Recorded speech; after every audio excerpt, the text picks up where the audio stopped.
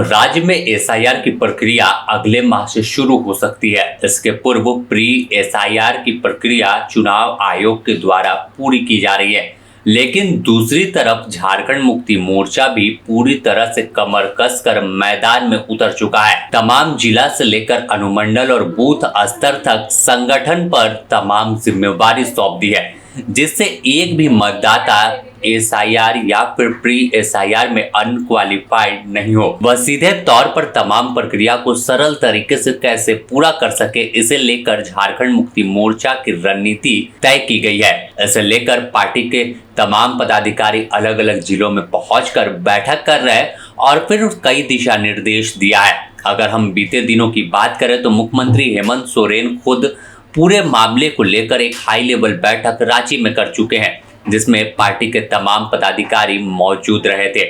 तमाम सांसद, तमाम विधायक के साथ साथ जिला अध्यक्षों की अलग अलग मीटिंग ली गई थी। इस मीटिंग में सीएम हेमंत ने सख्त आदेश दिया कि एसआईआर में एक तरफ बीएलओ अपना काम करेंगे, लेकिन बीएलए जो हैं वो अपने तरीके से जो पार्टी के नियुक्त किए गए हैं काम करेंगे और किसी भी कीमत पर कोई मतदाता छूटे न, इसका पूरा ख्याल रखा जाना चाहिए। अगर हम बात कर ले तो चुनाव आयोग के आंकड़े के मुताबिक झारखंड में 59,000 से अधिक बीएलए नियुक्त किए गए हैं, जिसमें सबसे ज्यादा 21,645 भारतीय जनता पार्टी, जबकि दूसरे नंबर पर कांग्रेस के 17,479 और तीसरे पर झारखंड मुक्ति मोर्चा 14,482 बीएलए जो है वो नियुक्त किए गए हैं, जिनकी जिम्मेवारी होगी कि बीएलओ के साथ समन्वय बनाकर तमाम मतदाताओं का जो सत्यापन है वो कराए, तमाम दस्तावेज ऑनलाइन एंट्री कराए और यह ख्याल रखे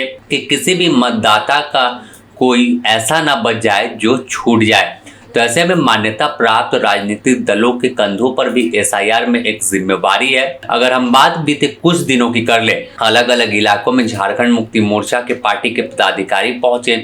केंद्रीय महासचिव विनोद पांडे पहुंचकर लोगों के बीच बैठक की, बीएलए के साथ बैठक की कि कैसे इस पूरे अभियान में सफलता हासिल करनी है और किस तरह से हम इस एसआईआर की प्रक्रिया को सरल तरीके से पूरा कर अपने किसी भी मतदाता का नाम ना कटे, इसका ख्याल रखें। तो अगर देखें तो जामताड़ा में प्रोग्राम होता है, फिर आपको दुमका की बात कर ले, दुमका कन्वेंशन सेंटर में झारखंड मुक्ति मोर्चा ने बूथ स्तरीय बीएलए 2 की बैठक की। इसके साथ ही पश्चिमी सिंहभूम इलाके में की बात कर ले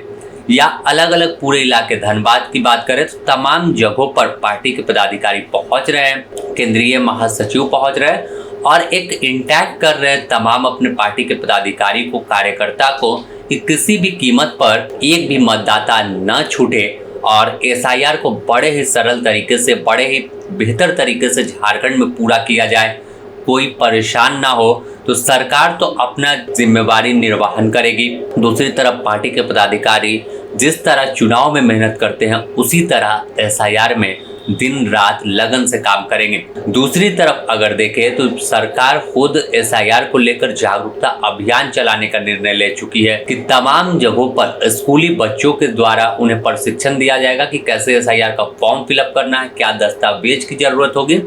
और कैसे तमाम चीजें करना है। तो पूरी तरह से झारखंड में तैयारी पूरी है कि कहीं भी मतदाता छूटे ना और किसी तरह की परेशानी झारखंड के मतदाताओं को ना हो। चुनाव आयोग अपने तरीके से काम करेगी, उन्हें सपोर्ट करने के लिए, मतदाताओं को उन तक पहुंचाने के लिए सत्यापन पूरी तरह हुआ या नहीं इसके ख्याल रखने के लिए एक अतिरिक्त झारखंड मुक्ति मोर्चा के तमाम जो पदाधिकारी हैं वो नजर रखेंगे और हर घर यानी बूथ स्तर पर भी घर घर जाकर यह सुनिश्चित करेंगे कि कोई भी एक भी मतदाता ऐसा ना हो जिसका नाम वोटर लिस्ट में ना जुड़ा हो, नाम कट गया हो। तो बड़ी जिम्मेवारी झारखंड मुक्ति मोर्चा ने अपने कंधे पर उठाई है और आने वाले दिनों में जब एसआईआर पूरी तरह शुरू होगा तो झारखंड मुक्ति मोर्चा इसमें अगली पंक्ति में दिखेगी कि कैसे जागरूकता से लेकर मतदाताओं की मदद करते हुए तमाम पार्टी के पदाधिकारी दिखेंगे। बने रहे द न्यूज़ पोस्ट के साथ, इससे जुड़ी और भी अपडेट आपको देंगे।